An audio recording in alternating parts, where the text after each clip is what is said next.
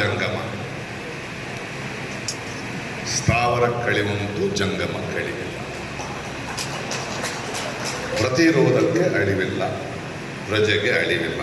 ಇರಲಿ, ಈ ಶ್ರೀ ಶ್ರೀ ಶ್ರೀ ಜಗದ್ಗುರು ಮಹಾ ಸುಳ್ಳುಗಾರ ಮಹಾಪ್ರಭುಗಳ ಹೊಸ ಸುಳ್ಳು ಈಗಷ್ಟೇ ಸುದ್ದಿ ಬಂದಿದೆ ನನಗೆ.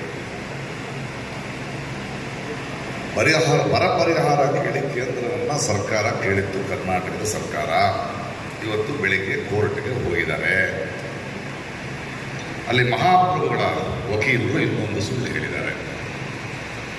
ಏನು ಸುಳ್ಳು ಹೇಳಿದ್ದಾರೆ? ಇವತ್ತು ಬರ ಪರಿಹಾರ ನೀವು ಕೇಂದ್ರಕ್ಕೆ ಕೇಳಬೇಕಾಗಿತ್ತು, ನೇರವಾಗಿ ಅವರು ಸುಪ್ರೀಂ ಕೋರ್ಟ್ಗೆ ಬಂದಿದ್ದಾರೆ, ಆದ್ದರಿಂದ ನಾವು ಕೊಡೋಕ್ಕಾಗಲ್ಲ, ನೀವು ಸುಪ್ರೀಂ ಕೋರ್ಟ್ನವರು ದಯವಿಟ್ಟು ಒಂದು ನೋಟಿಸ್ ನಮಗೆ ಕಳಿಸ್ಬೇಡಿ, ಅದು ಕಳಿಸಿದ್ರೆ ಅದು ಚುನಾವಣೆಗೆ ಕರ್ನಾಟಕದ ರಾಜ್ಯ ಸರ್ಕಾರಕ್ಕೆ ಹೆಲ್ಪ್ ಆಗುತ್ತೆ ಅಂತ.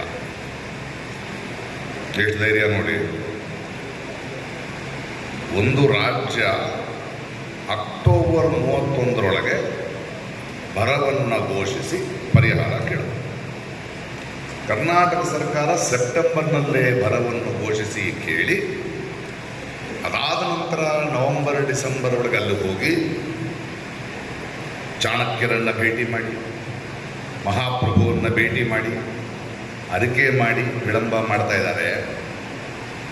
ಇಲ್ಲಿಂದ ಹೋದ ಅಷ್ಟೂ ಜನ ಸಂಸದರು ಬಾಯಿ ತೆಗಿತಾ ಇಲ್ಲ. ಈಗ ಚುನಾವಣೆ ಹತ್ತಿರ ಬಂದ ತಕ್ಷಣ ಕೋರ್ಟಿನ ಮೊರೆಗೆ ಹೋದರೆ ಇನ್ನೊಂದು ಸುಳ್ಳನ್ನು ಹೇಳ್ತಾರೆ.